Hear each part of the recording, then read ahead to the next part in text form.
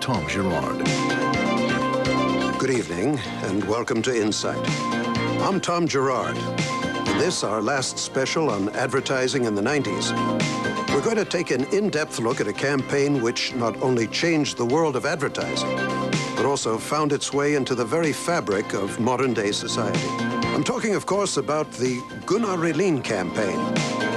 We're going to go all the way to Sweden in the very north of Europe and meet the men who were responsible for the campaign as well as the ones affected by it. We'll see authentic Swedish television footage and talk to the top names in international advertising. We will uncover the whole story as told by the people who were there to experience it firsthand. Stay tuned. I'm Tom Girard with Full Insight.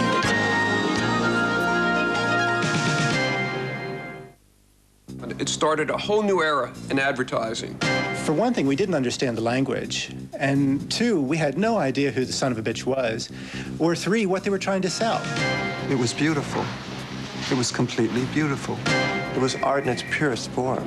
It was definitely not art. But it was perhaps the world's greatest show. They're claiming the title from Ringling Brothers and Barnum and Bailey's Circus here, which claimed to be the greatest show on earth. I think it may now be Killinggänget. Mijn dames en heren, hartelijk welkom naar de Thijs van de Leerzaal. Voor het 18e jaar gaan we ze belonen. De succesrijkste, de meest ervaren en de meest begaafden in het branche. Het is nog een keer hoog tijd voor de Gouden Aalprijs. En waar denk vanavond? The Golden Eel Awards. After nearly 2 decades, still the most prestigious award in advertising. Gathered here, the most influential and powerful people of the trade. This was a historic occasion. The first time ever that the award was presented to a Scandinavian country. The award for the best international campaign goes to Killinggänget.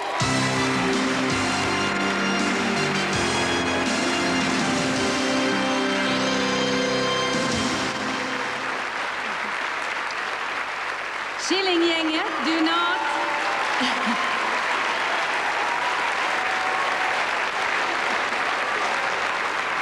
Killinggänget, do not believe that you can compete in advertising. They say that everyone here tonight is a winner. They want to donate the golden eel to the Samerna, a minority people living on the Swedish-Finnish border. Thank you.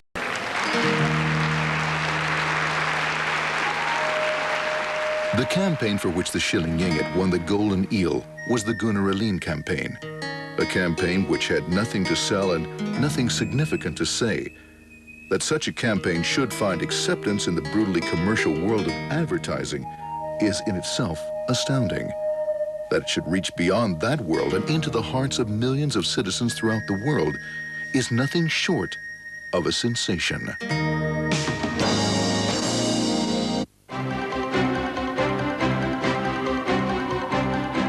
New York City, the very heart of the commercial world. Enthroned at their Madison Avenue offices sit the mighty kings of advertising.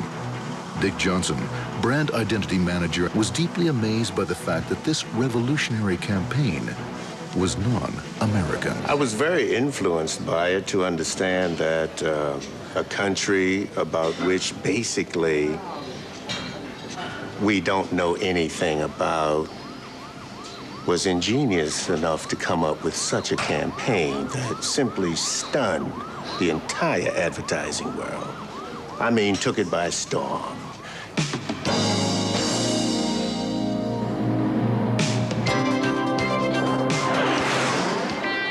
Sweden, a small country in the north of Europe, has for the past century been governed largely by a few wealthy families in conjunction with the Social Democratic Party. High taxes and a regulated market economy was, however, to become a recipe for disaster in the global economic reality of the 80s and 90s, and Sweden, too, had to adjust. Sweden joined the European community and opened its doors to the world. International television leaked in and inspired thousands of teenagers to work with television, advertising, and music videos.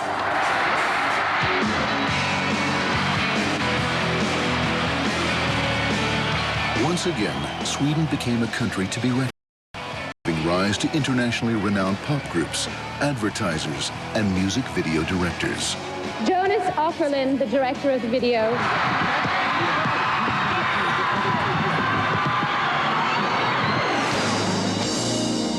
Art Fine, media analyst at Goldblum & Partners in New York, clearly to this day remembers the first time he was hit by Killinggängets astounding campaign. I remember very well. I was with some fellow colleagues. We were in the office. We were having a little meeting. One of the messengers brought in this tape. It was sent down by one of the vice presidents. They said, "You have to see this." We put in the cassette, and I think we just kind of looked, and we thought, what is this? And we read the manuscript of where it came from. It came from Sweden, and we thought, I think one of the guys, he thought, what is Sweden? Sweden, February 1996. An ordinary Thursday night with millions of Swedes anticipating the 10 o'clock news on Channel 4. Wedged in between a diaper commercial and the news of a tragic bus accident came this. The very first Rehlin film.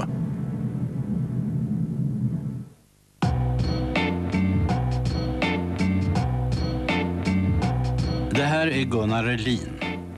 Han var tidigare programledare för Filmkrönikan. Det är han inte längre.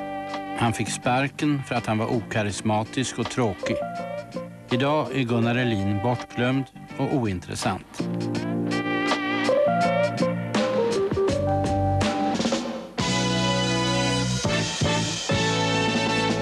I tell you, when I first heard about it, I saw the campaign. I wasn't sure what the hell it was about. I don't think anyone knew what it was about.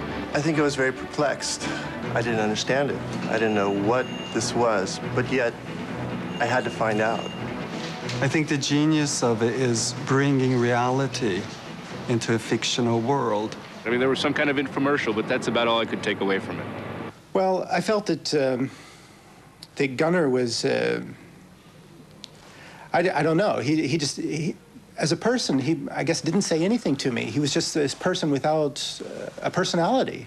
Maybe I didn't think he was the greatest program leader of a film show in the world.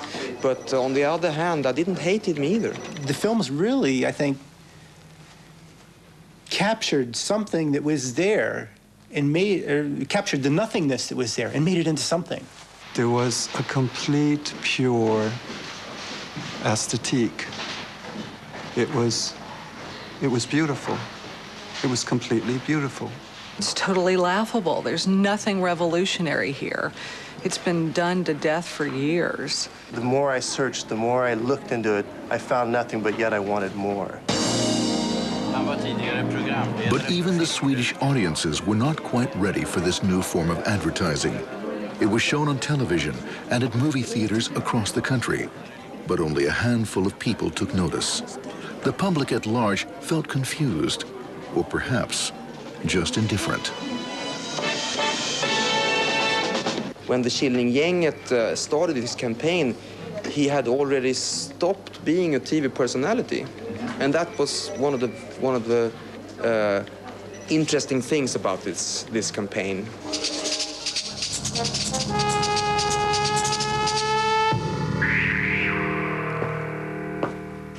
Hej och välkomna till en filmkrönika som idag bland annat handlar om Danmark, där en ny regissör... Gunnar Rehlin rose to national stardom as the Gene Siskel of Swedish television, a veteran film critic who for a while hosted the legendary Film Kronikan, Sweden's longest-running movie review. His style was serious and low-key, a contrast to the commercial network's cheerful and superficial movie coverage. He was, as the first film pointed out, perceived by some as quite dull. But by the time the film was aired, Gunnar Rehlin was out of the limelight and all but forgotten.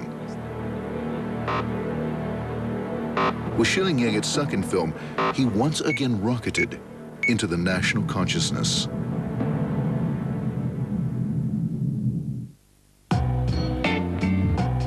2 år sedan var Gunnar Rehlin programledare för Filmkrönikan. Men han fick sparken för att han var okarismatisk och tråkig. Sedan dess har Gunnar inte haft sex. Inte för att han inte velat, utan för att hans fru inte släppt till.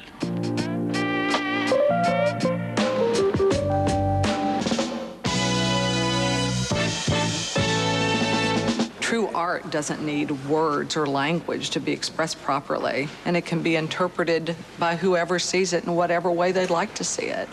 In advertising, you can't let the person who looks at it react in any way they'd like to. You want them to react in a specific way. Jesus. The second film was somewhat harsher, and the audience began to take notice.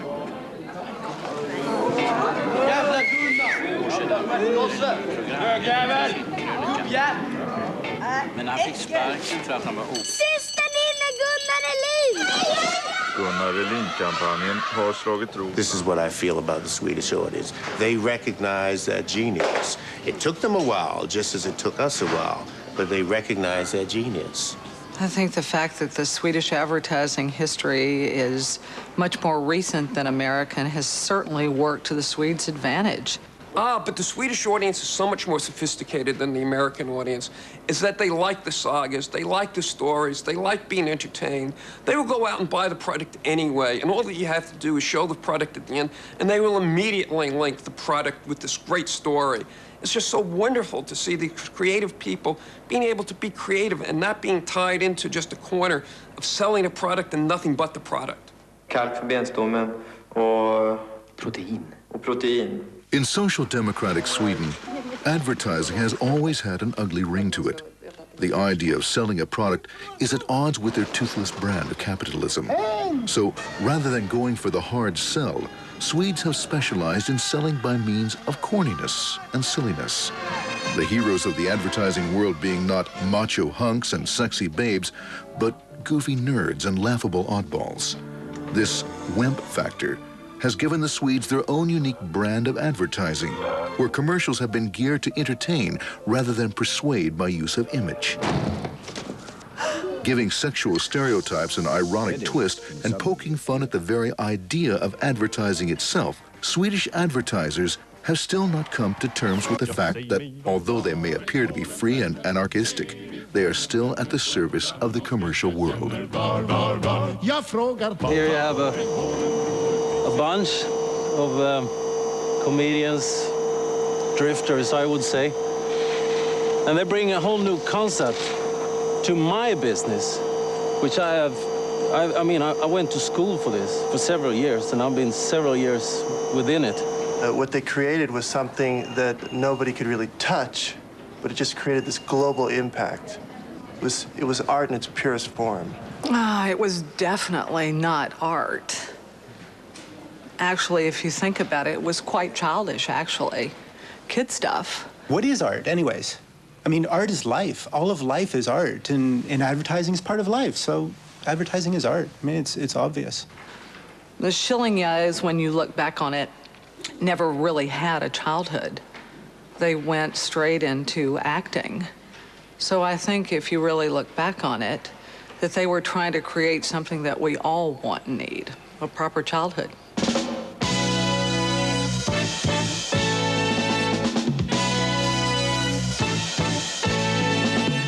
Killinggänget had started their career in vaudeville, touring the country, performing at campuses and open-air festivals to mostly indifferent audiences. They then proceeded to make a name for themselves in radio. In the early 90s, they went into television and were the first to capitalize on the new fad of using irony and humor. In that style, they created a long line of immensely popular TV series, which would put them into the hearts of millions. Among them were In the Ring with Glenn Schilling, Nila City 105.6, and The Tears of Percy.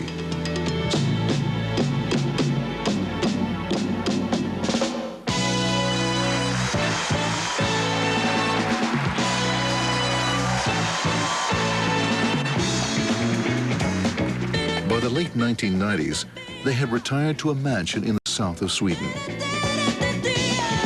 It was widely thought that they had retired from show business altogether.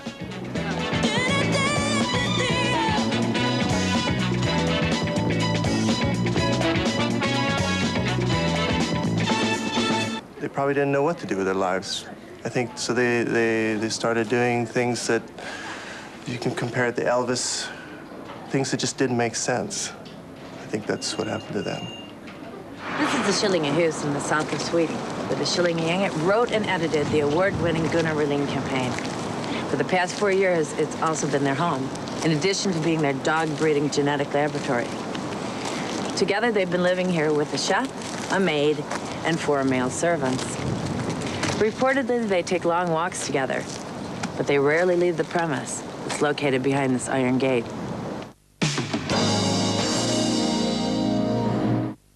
I thought, how could they do this to this harmless, middle-aged has-been?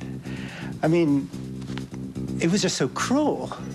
I'm quite sure that if Gunnar would just have stayed down and just tried to cool it and lay low for a while, the whole thing would have blown over. But I don't know. I guess that he wanted to defend himself in some way, so he held this press conference.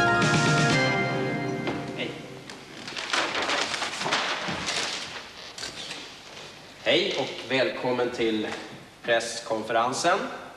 Jag heter Jan-Erik och är Gunnars ombud. I would imagine if you hire somebody who is not the worst, not the best, but in the middle, who cares?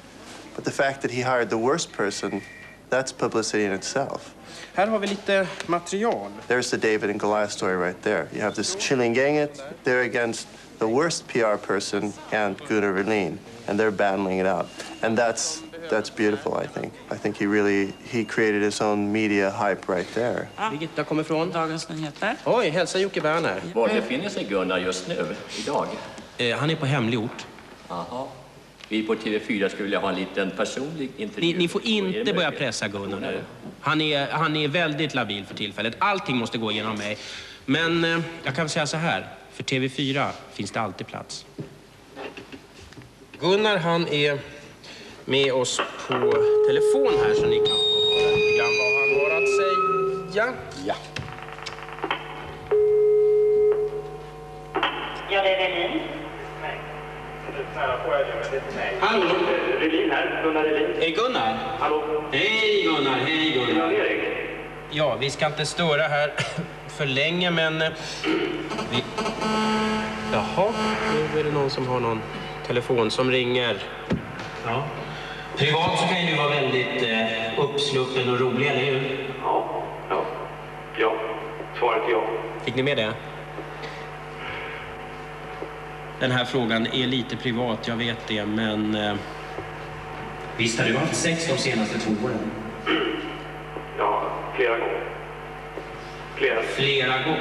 Flera gånger har Gunnar haft sex de senaste 2 åren. Fick ni med det? Ja, är det sex med frun det gäller, eller är det utanför familjekretsen? Han har haft sex de senaste 2 åren, men vi kan ju inte skriva med vem. Gunnar är jätteläcker.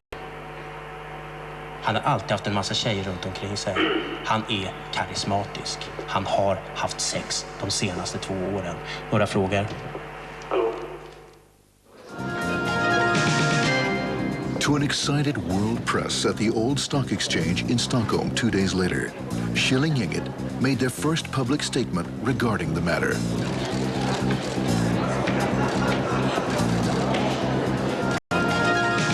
Ja, hjärtligt välkomna. Killinggänget viker inte en tum. Gunnar Rehlin har inte haft sex de senaste 2 åren och han hade inte särskilt mycket sex innan dess heller. Vad har det för källa? Det är dessutom troligt att han inte kommer att ha sex mer överhuvudtaget. Men vad har Killinggänget emot Gunnar Rehlin? Är det typ påhoppen nu? Absolut inte, nej då. Killinggänget håller redan på att planera nästa steg i kampanjen. Är de inte oroliga för de rättsliga följderna? Då tackar jag för uppmärksamheten. Hej så långt. Men du, hallå? Robert, kan du? Nej.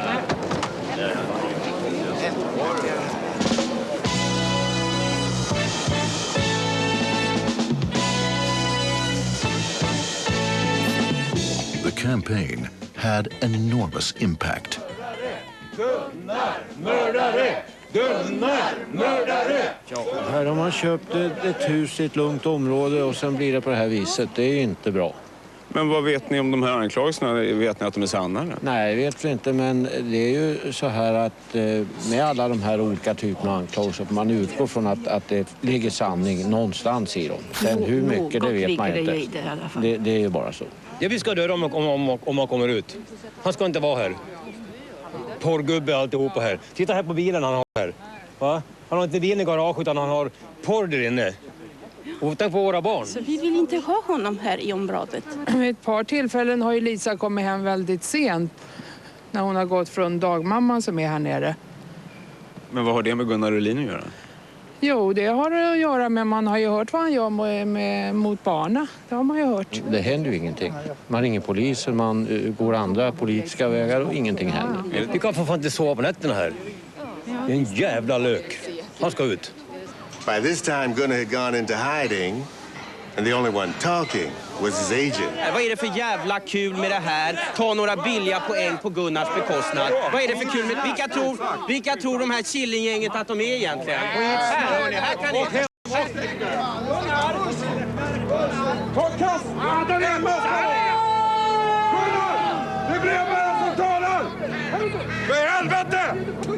The atmosphere became more spiteful and charged for each day that passed. But there were yet more accusations to come.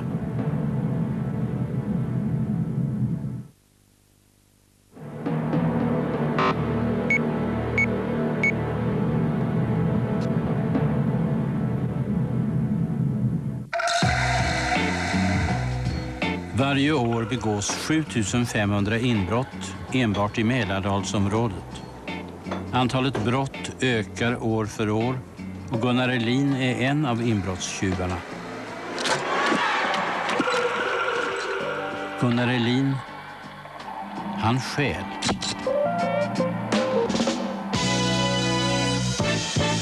Well, obviously a lot of people believed in the propaganda, as I would call it, and they thought that he were a thief and child molester And during the campaign, I mean, nobody would have touched him. You could have run over him by a car and no one would have helped him. He was just like cancer. Well, I think that people wanted him to disappear and just vanish from the face of the earth, and that was actually what he did. It was not only Killinggänget who had isolated themselves from the outside world. Gunnar Rehlin, too, took refuge in the comfortable surroundings of his own home. Speaking only to a few select friends, he tried to get on with his life and put the whole ordeal behind him.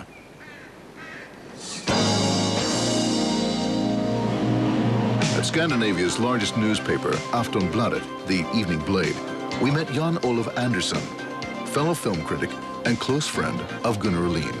Well, we're not really friends exactly, but I called him a couple of times, yeah. He was coping. He was trying to cope.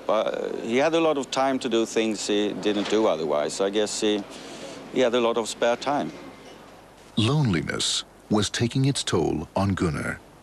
His behavior was becoming increasingly strange and erratic.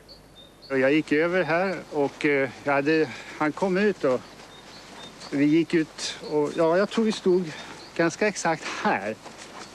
Ja, ganska exakt här. Och jag ville låna hink.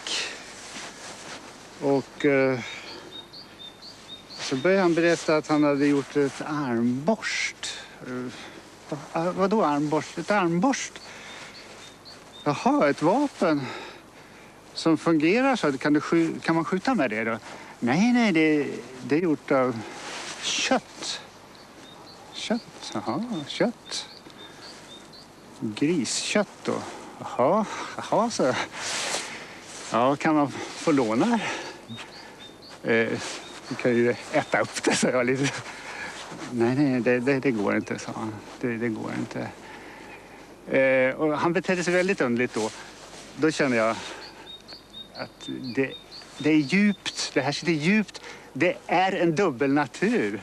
Han är en dubbelnatur. Och när man inser det då, att man har bott tillsammans så nära varandra, då blir man kallskakig. maybe the guy didn't deserve all the lousy treatment that he got from the films, but hey, they were good films. What can I say? They knew they had a very cynical public to sell to.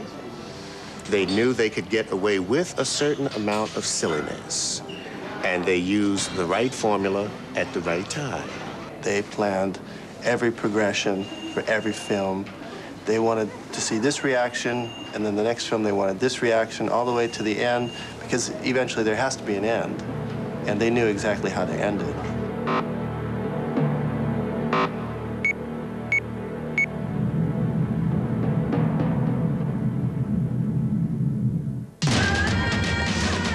Det fanns fram till nyligen ett litet folkslag i Afrika, ett självförsörjande folk som levde fredligt i samklang med naturen och aldrig gjorde en fluga för när. Men det tyckte inte Gunnar Rehlin. Han ville inte bara se folkslaget utrotat. Han åkte dit själv och såg till att det blev utfört på effektivast möjliga sätt.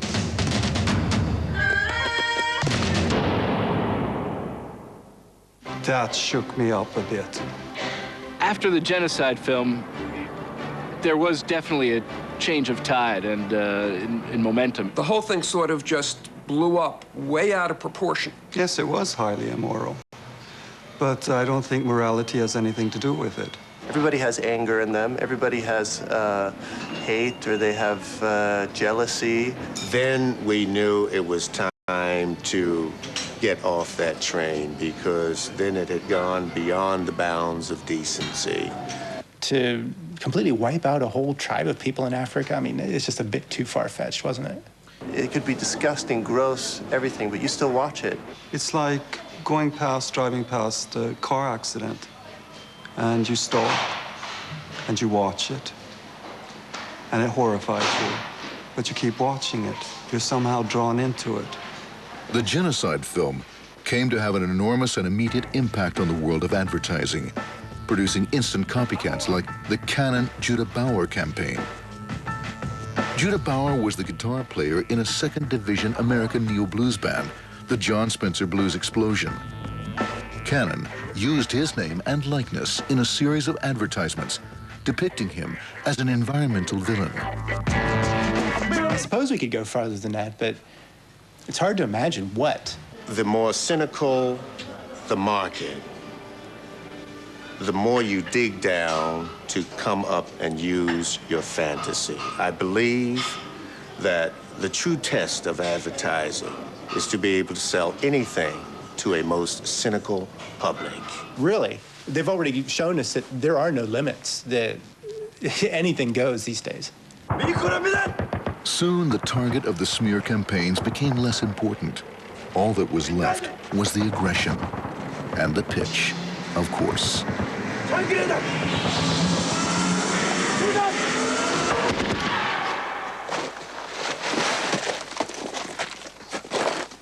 Vamos a...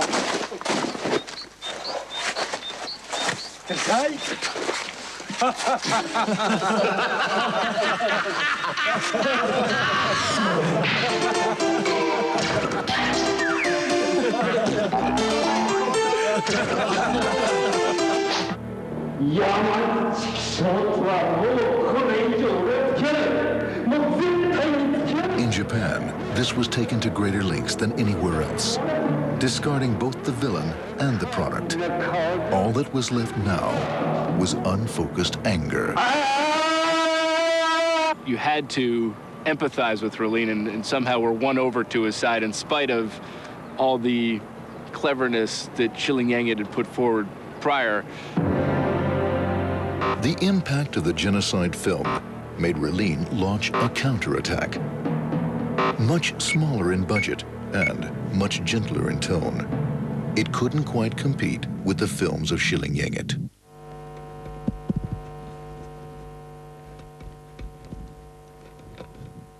Gunnar är inte alls dum och han har inte utrotat något folkslag skulle det vara. You somehow developed an empathy for Rehlin that didn't exist before. Obviously, he worked with the completely incompetent personnel. I think he is a complete nothing. I mean, they wanted to see him get his revenge somehow. And so they were willing to believe these films, even though they weren't nearly as professionally done as the other ones from the Killinggänget. Gunnar was totally heartbroken after this campaign. Why, Jan-Erik said to me, why do they want to hurt me? Why? Come with me, I have my room. Gunnar Rehlin's PR manager, Jan-Erik Svardfeld, was heavily criticized for the first counter film, although not without certain naivistic charm. It was far too lame to neutralize the impact of the genocide film. Yes, but we said from the beginning, we shall not sink to the Killinggang's low level. No, but in the end, we didn't have a choice. We have to give back with the same coin. And remember, they were the ones who started. They were the ones. Although aggression did not come easily to the Rehlin team, they were well aware of Killinggängets weaknesses and did their best to target them. Killinggänget. De har aldrig med några kvinnor i sina serier. De vägrar ta ställning. Dessutom är de inte speciellt roliga överhuvudtaget.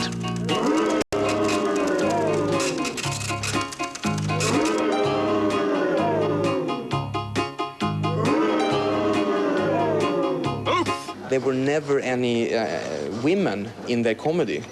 And it was widely assumed that Killinggänget were gay and living in a gay community in this house. And rumors that funny things are going on there. Yeah, I don't know, maybe they're gay. Isn't everybody in advertising? Well, I've heard those rumors about Gunnar Rehlin being a homosexual, but I hadn't heard it about Killinggänget yet. I'd be very surprised to see how that turned out. Rumors about Killinggänget were now flourishing even among Rehlin's detractors, their former fans. Vad jag vet så får ju knappt ett fruntimmer komma över tröskeln där, va? Det verkar ju, tycker jag personligen. Men jag vet ingenting om det, men bögbeteende är ju bögbeteende, va, liksom. Killinggänget seemed to panic and reacted by sending human excrements to Gunnar Rehlin in a regular 9x12 envelope.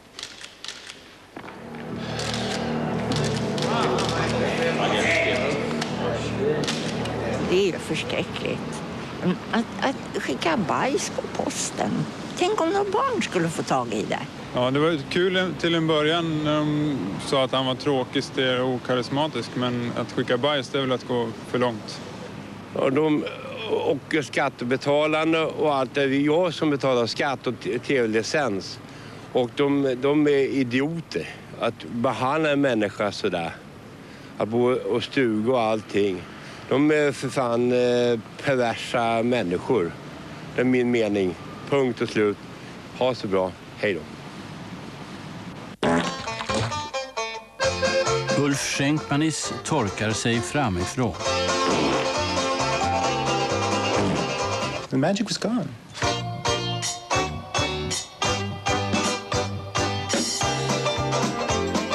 I Strängnäs är alla invånare homosexuella. To equal their initial success would be just about impossible to do. To come very close to it would be quite desirable. And I would say they came close to it. But to equal it, I don't think they made that. Denna man har vanlig lön. Han arbetar åt någon annan.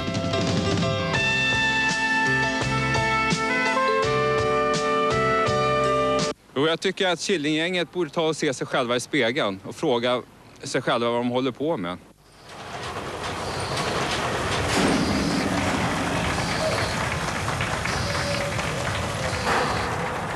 In a last-ditch attempt to reconnect with the masses, Killinggänget decided to put the negativity behind them and to instead glorify themselves.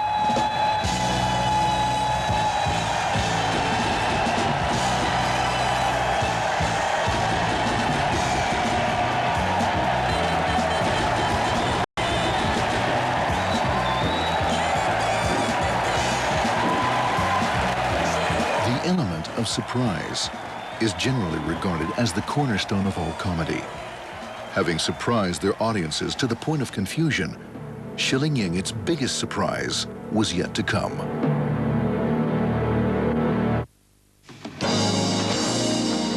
In the spring of 1998, Killinggänget stunned the media world by inviting journalists to an exclusive press conference inside the iron gates of Killinghus, which up till then had been strictly off limits to anyone outside Killinggängets inner circle. Hjärtligt välkomna till denna presskonferens. Det är alltså vi här som är Killinggänget. Jag heter Jonas och ja, det är jättekul att så många kunde komma. Ja, Johan, du kanske kan ta över det här. Ja visst, vi kan ju lyfta på den här så länge så vi ser vad vi har. All right. Ja, så här ligger det till. Vi har lagt humor bakom oss. Ja, och så har vi tänkt att satsa lite grann på must istället. Väldigt god must, om jag får säga det själv. Vi brygger den själva här på Killinghus i vårt eget musteri.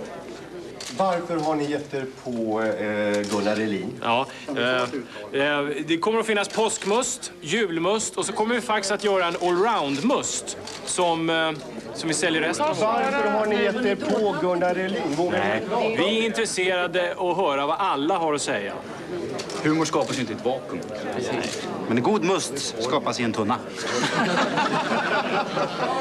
Ja. Det finns alltså must här i påsar, 6 stycken i varje påse. Så har vi pressmaterial här om ni vill kanske öppna. It's a must, brukar vi säga. Här är pressmaterial. Although they claimed it had been a lifetime hobby, Killinggänget's lemonade was still perceived by most as a means of diversion. But just as clearly as Killinggänget's grip on their audience was slipping, Rehlin was heading for glory. I mean, that in our day and age, every celebrity gets a second chance, no matter what he's done. Absolutely. With a touch of genius, talent, and beauty.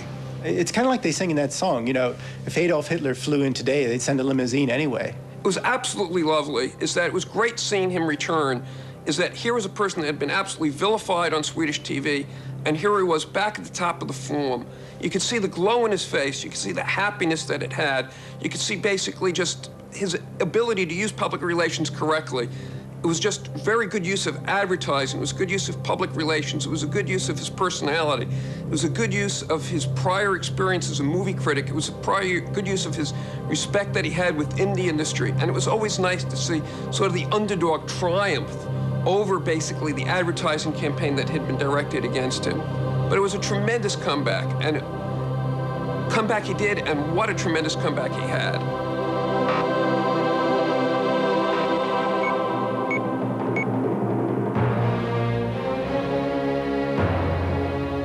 Det här är Gunnar Rehlin.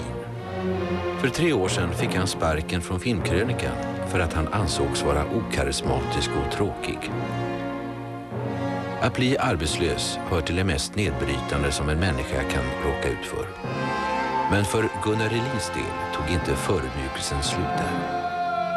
I 2 års tid utsattes han för en systematisk och hänsynslös förtalskampanj som nära nog kom att krossa honom totalt.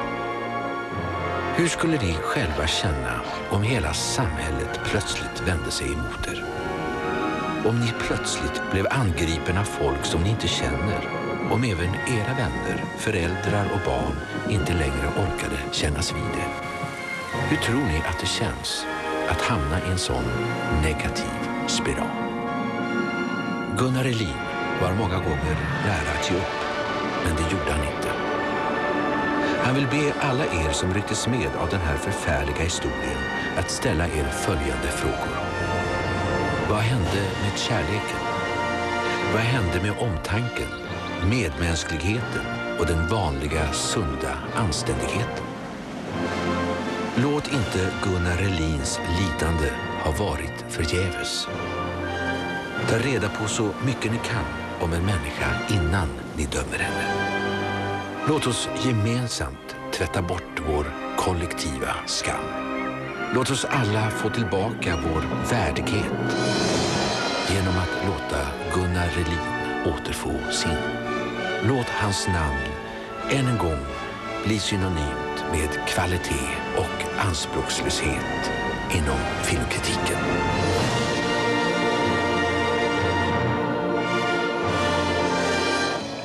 Mozart and Salieri, I think. Someone who's completely nothing winning over a genius. We can take advantage of the audience, or we can project things that we want them to see, not necessarily what is good for them to see, but we play on their weakness, because their weakness is what stirs their excitement. It would have been better without them, or with them, because I thought they destroyed some of our reputation here in Sweden. When you can see it and when you understand it, you're not harmed by it anymore. And I think that everybody working in media is not harmed by media. So I can't really tell if Gunnar was harmed by this campaign or if it just was a PR trick from his side either. They created him. They made him a star. He was nothing before that. It is show business. We deliver bits of information, but it's how we want to do it. And that's my job, is to make sure that I deliver the best information for my clients. It certainly is a good example of the way the culture is reacting in that decade. It shows us what our goals are, what our preferences are, what the fashion styles are of the day. So from that standpoint, it is a very accurate commentary of the culture of the day, but by no means does it cross the line into art. Well, the audience really can't be regarded as a loser either, because it was great advertising. They saw the media at its absolute height. They saw basically a great comedy group. They saw someone with an even better comeback. They saw basically the ability of the media to really represent the best in what is human society, the ability to glamorize, the ability to bring to the forefront what people feel, what people deal with. This is human nature, and it's all on TV now. Killinggängets Lemonade will be introduced on the American market later in the year. Next week, is Saatchi & Saatchi losing their grip on Procter & Gamble? And are small independent agencies taking over? Is this the end of the Jurassic era? Until then, I'm Tom Gerard with Full Insight.